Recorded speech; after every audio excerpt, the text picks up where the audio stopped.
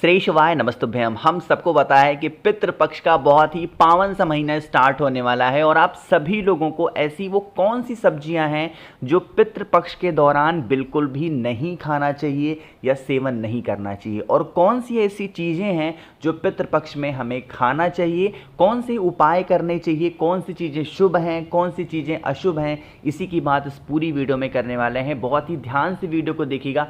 छोटी वीडियो है, सिर्फ 7 से 8 मिनट की है। बहुत ही ध्यान से सुनिएगा जिससे चीज़ें आपकी क्लियर ज़रूर हो पाएँ, ठीक है ना। चलो सबसे पहले बातें कर लेते हैं कि वो ऐसी कौन सी चीज़ें हैं जो हमें इस पितृपक्ष के दौरान खाना चाहिए, ठीक है ना, या फिर जिस दिन हमारे यहाँ श्राद्ध हो उस श्राद्ध के दौरान हम लोगों को अपने यहाँ जो ब्राह्मण देवता को बुलाएंगे उन्हें खिलाना चाहिए। देखो सबसे पहले स्क्रीन पे क्या दिखाई दे रहा है, हमारे यहाँ तो इसे तरोई बोलते हैं। क्या बोलते हैं? तरोई। आपके यहाँ क्या बोला जाता है? एक बार नीचे कमेंट सेक्शन बताइएगा। जो चीज़ें बता रहा हूँ ये खानी है, अभी नहीं खाने वाली चीज़ें बाद में करते हैं। जैसे आपके यहाँ जब कभी भी श्राद्ध का दिन हो और आप अपने घर में ब्राह्मण देवता को बुलाते हो खाना खिलाने के लिए, तो उस खाने में तरोई ज़रूर बनवाइएगा, पहली चीज़।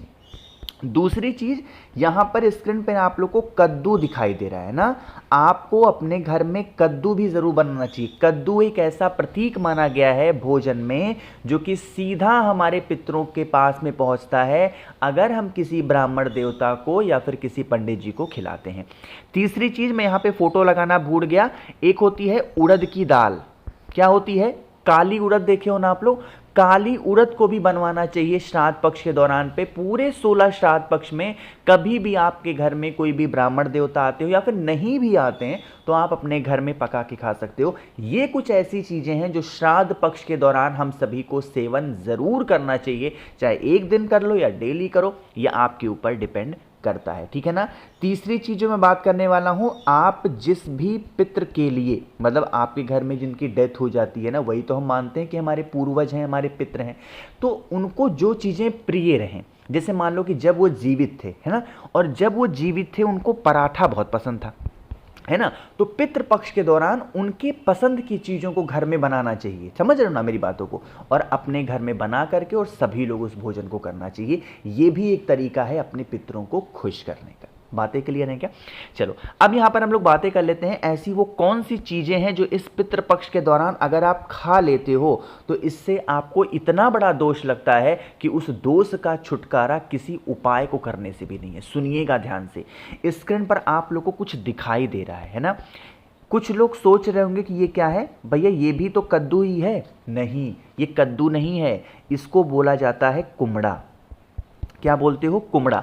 इसके ऊपर का जो लेयर होता है, पोर्शन होता नहीं, बिल्कुल वाइट वाइट होता है। अगर ये वाइट कलर का लेयर आपके बालों में लग गया ना तो आपका बाल पक जाएगा, फिर कभी काला नहीं हो सकता यार, कभी किसी और रंग का नहीं हो सकता। ये भी ध्यान रखिएगा। तो कभी भी पितृपक्ष के दौरान ना तो किसी ब्राह्मण देवता को और ना ही अपने घर में कुमड़ा बनाना चाहिए या कुमड़े से बनी हुई कोई भी चीज़ अपने घर में खाना चाहिए। जैसे फॉर एग्जाम्पल, हमें इस पितृपक्ष के दौरान पेठा का सेवन नहीं करना है। क्यों? क्योंकि पेठा किससे बनता है? कुमड़े से बनता है। दूसरा, लोग धूप में सुखाते हैं, मुझे याद नहीं आ रहा वो नाम, सब्जी के रूप में उसको हम इस्तेमाल करते हैं, है ना, कोड़ौरी टाइप का कुछ बोला जाता है उसको, वो भी आपको सेवन नहीं करना। पूरी बातों को मेरे मिलाने के कहने का मतलब ये है, कुमड़े से बनी हुई चीज़ किसी भी प्रकार से घर में सेवन नहीं होनी चाहिए, ठीक है ना। चलो अब मैं यहाँ पे आपको कुछ और बातें बताने जा रहा हूँ जिन बातों का ध्यान इस पितृपक्ष के दौरान आपको ध्यान देना होगा। देखो कुछ ऐसी चीज़ें हैं जो कि आपने पूज्य गुरु जी की कथा में भी, और जो गुरु जी की किताब नहीं है तर्पण किताब, उस किताब में भी लिखा हुआ है। जैसे कुछ ऐसे जीव हैं जो पितरों के तुल्य माने गए हैं। मैंने अभी भी आपसे कहा कि हमें इस पितृपक्ष के दौरान पे ऐसी चीज़ें बनाना चाहिए अपने घर में जो हमारे पूर्वजों को पसंद रही हो, जो हमारे जो जिनकी डेथ हो गई थी हमारे घर में, जिनके लिए हम श्राद्ध रखते हैं, उनको जो चीज़ें पसंद हो। जैसे पता है, मैं आपको अपनी बात बताऊं, हमारी दादी थी, ठीक है ना, तो हमारी दादी को पता है, उनको हम लोग कुछ देते थे तो उनको मैगी बड़ा पसंद था। क्या पसंद था?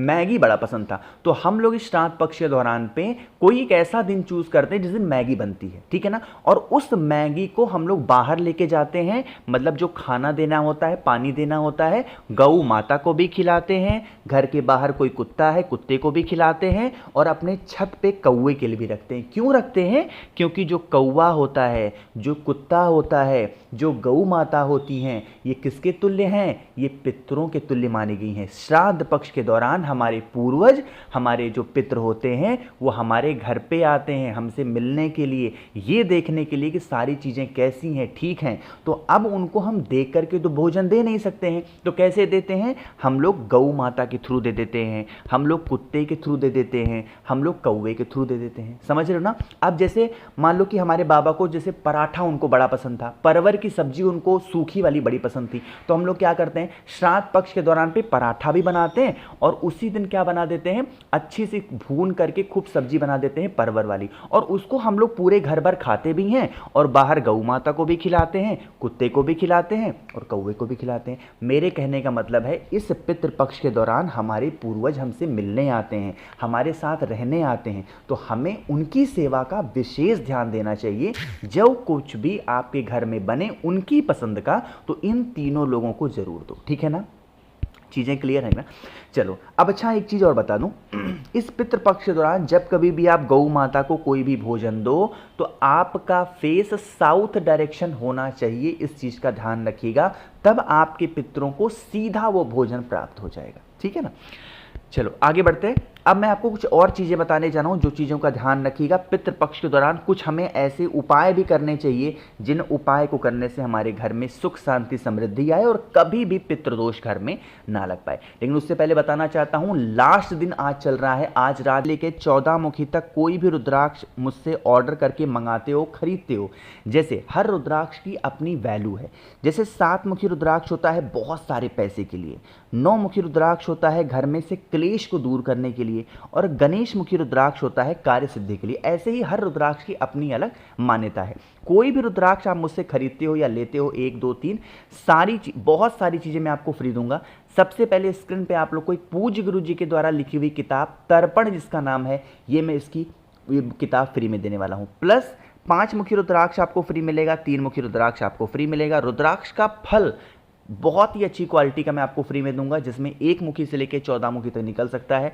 प्लस आप लोगों को 50 ग्राम भस्म महादेव का श्रृंगार करने के लिए एक नई चीज़ मैंने ऐड करी है, 4 स्टिकर श्री शिवाय नमस्तुभ्यम के। तो अगर इन सभी चीज़ों को आपको चाहिए तो 8299419143 मेरा व्हाट्सएप नंबर है। कैश ऑन डिलीवरी की सुविधा मैंने उपलब्ध करा रखी है, तो लेट मत करिए, जल्दी से ऑर्डर करेंगे और प्लेस करेंगे।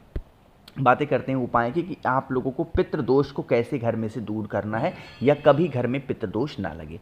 स्क्रीन पर आप लोग को चावल का दाना दिख रहा होगा, अरे दिख रहा है ना? तो क्या करना है, आप लोगों को चावल का मात्र 1 से 2 दाना, बहुत ज़्यादा नहीं, सिर्फ चावल का 1 से 2 दाना लीजिएगा। अपने घर में जहाँ पर पितरों का वास माना जाता है ना, वो कौन सा स्थान होता है? वो होता है आरओ घर में लगा हो, मटका घर में लगा हो, जहाँ पे पीने के लिए पानी रखा जाता है वो लगा हो। तो क्या करना है, वहाँ पे जाना है और उस चावल के 1 दाने को अपने हाथों में लेकर के अपने पितरों से इस प्रकार से प्रार्थना करनी है कि हमसे जो भी त्रुटियाँ हुई हों, हमसे जो भी गलतियाँ हुई हों, हमें नादान समझ के क्षमा करें। ऐसे विनती, ऐसे प्रार्थना करके और फिर क्या करना है, तांबे के लोटे में जल भर के महादेव के शिवलिंग के पास पहुंचना। उस 1 चावल के दाने को पहले महादेव के शिवलिंग के ऊपर समर्पित करके और फिर तांबे के लोटे का जो जल होगा, पितृ के देवता का नाम पता है क्या है? आर्यमन है। क्या नाम है? आर्यमन। ये नाम मुझे कहाँ से पता चला? जो पूज्य गुरु जी के द्वारा लिखी हुई किताब है तर्पण, उसी किताब में मुझे नाम पता चला कि पितृ के देवता का क्या नाम है? आर्यमन। वो जल चढ़ा दीजिएगा, कभी घर में पितृदोष नहीं लगेगा और अगर लगा हुआ है तो खत्म होगा। अब मान लेते हैं कि आपके घर में कोई ऐसा इंसान है जिसको दवा सूट नहीं कर रही है ना, बहुत मेडिसिन खा रहा, बहुत मखा रहा, बहुत खा रहा, बट कोई फायदा नहीं हो पा रहा है। आप इस उपाय को पितृपक्ष के दौरान करके देखिएगा। थोड़ा सा इत्र लीजिएगा, बहुत ज़्यादा नहीं, थोड़ा सा इत्र लेके जल के अंदर गंगा जल डालेंगे, इत्र को डालेंगे और फिर पूरा जल महादेव के शिवलिंग के ऊपर दोबारा से वही नाम लेंगे, अर्यमन का स्मरण करते हुए चढ़ाना, पितृदेवता से विनती करना हमसे जो भी गलतियां हुई त्रुटियां हुई हमें क्षमा कर दें, हमारे घर में रोग बीमारियां दूर नहीं हो रही हैं, ऐसे विनती करिएगा, ठीक है ना। अगर घर में दवा सूट नहीं कर रही है, कहीं ना कहीं पितृदोष के लक्षण हैं। अगर घर में पैसे नहीं टिक रहे हैं, कहीं ना कहीं पितृदोष के लक्षण हैं। इन चीज़ों का ध्यान रखिएगा। मुझे जितनी चीज़ें पता थी मैंने आप सभी को बताया। वीडियो पसंद आई हो तो लाइक करिएगा, कुछ पूछना है नीचे कॉमेंट सेक्शन में पूछें, और मेरे जितने भी भाई बहन आवाज़ पहली बार सुन रहे हैं चैनल को ज़रूर सब्सक्राइब करेंगे। श्री शिवाय, नमस्तुभ्यम।